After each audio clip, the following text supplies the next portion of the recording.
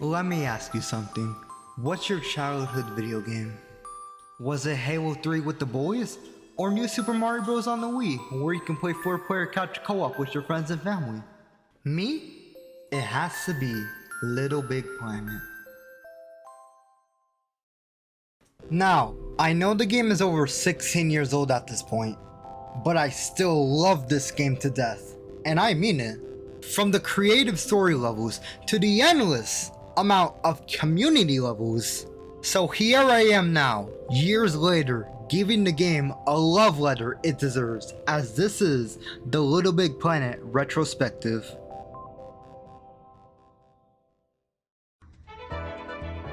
For starters, I was about 4 to 6 when I started playing this game. I vividly remember getting this game in a PS3 bundle for Christmas in 2011. Now what's the actual game like? This game has multiple modes, like a story mode, a community tab where you can play levels made by the players, the endless amounts of costumes and customization options, and a level editor where you can share levels with the community.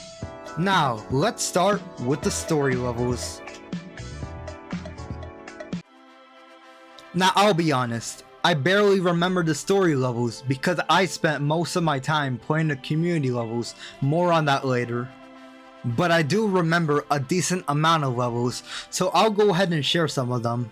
The first level is of course the very first level. For comparison, I remember this level as well as Mario fans remember 1-1 from the original Super Mario Bros. But anyways, this level is called the First Steps, and it acts like a really good solid platformer while also feeling like a tutorial. And that's a great impression for what you would want in your first level. The level introduces staple game mechanics to the entire LittleBigPlanet franchise, like resetting your character whenever you get stuck somewhere. The bubble points, where you find in every level acting as your high score bonus. The stickers, where you can select and put on required objects or basically anywhere. And the list goes on. Overall, this is a great introduction to the start of the series and the first game in general. The next level I'll be mentioning is Swinging Safari, found in the Savannah world. The level starts off with the submarine literally blasting off into the actual level, which is super cool by the way. Now by the level being called Swinging Safari, it's pretty obvious there will be a ton of animals, caves, and environmental elements to resemble a safari area. But the level design is really cool because in one part you had to swing from monkey to monkey, and that's mandatory to progress, so it's a cool little challenge. There's even a starting line for a race where you have to jump over bulls to finish.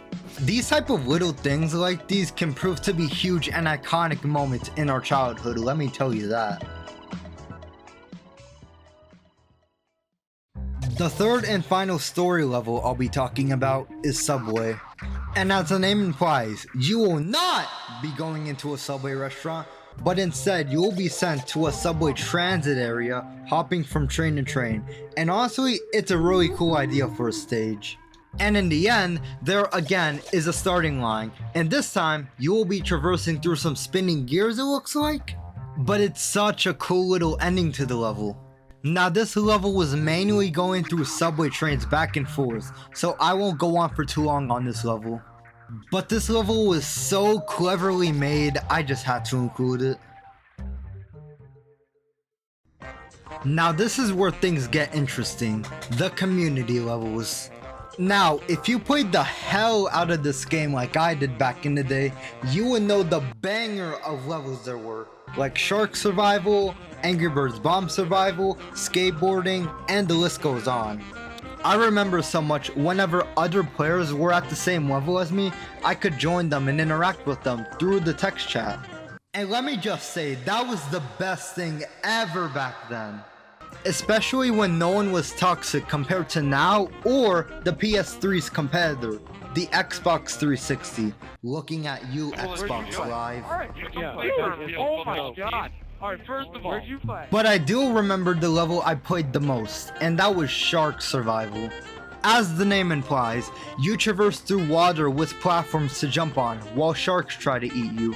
I know it may sound like a basic idea for a level, at least now, but it can get really intense. And with multiplayer, it gets even more fun. But honestly, if I was to name every single level I used to play, this video would have probably taken hours to make, so let's just move on.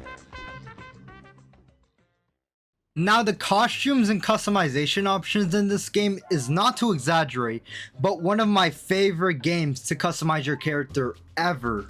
This game has so many colors to customize your character, accessories like shoes, gloves, eyes, even torsos, tails, teeth, and more. Like, this game has so many options to choose from, you can literally go hours just to find your perfect combination. Now, the costumes, they're not bad either. You got your robot and ninja outfit, as well as other costumes from different IPs. Like Marvel, DC, Disney, hell, even Metal Gear, Final Fantasy, God of War, and of course, Sonic. And with Sonic Unleashed being the newest Sonic game at the time, there was even a Hedgehog outfit in the game. Let me ask you this too, have you ever seen this meme, the Sonic face of time in your life? It actually came from this classic YouTube video. And if you haven't seen it yet, although it may be corny now, it was a classic back then on YouTube. Hell, he even made a finale to this so-called series just 7 months ago. So if this guy is ever watching this video, and whatever you're going to do now, good luck on your future. Here's the part where I personally haven't played with as much as other features, the level editor. Or as this game likes to call it, the Moon. The Moon is a level editor, where you can make levels and share them online. In a sense, it's Mario Maker before Mario Maker, if that makes sense. And I would say it has even more features than Mario Maker, like making your own enemies, robots, and more. How you can even select different skyboxes to the one you like the most. And you can even add power-ups like a grapple hook, a paint gun, or a water gun. And as I said before, I haven't played around with the Moon all too much. I was enjoying more of the levels the players made themselves, so let's cut this segment short. As you can probably tell, my childhood wouldn't be the same without LittleBigPlanet. It wasn't just the game, it was a moment in time where I sometimes wish I would go back to.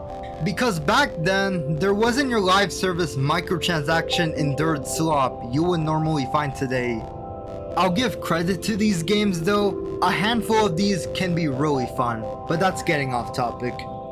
LittleBigPlanet defined how a game with an endless amount of creativity can set the grounds for future games in the series, or other IPs like Dreams.